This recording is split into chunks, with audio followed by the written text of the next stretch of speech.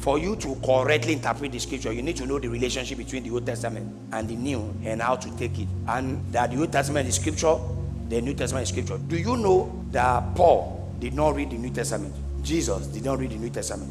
None of the disciples read the New Testament. What were they preaching from?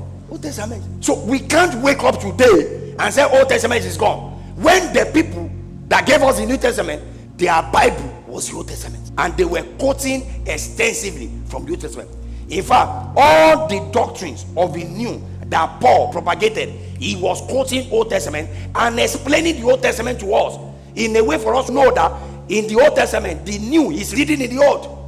The early apostles promoted the scripture of the Old Testament. Study to show yourself approved, a workman that did not be ashamed, rightly divide the word of truth. It was talking about study the Old Testament. The Bible is the whole counsel of God.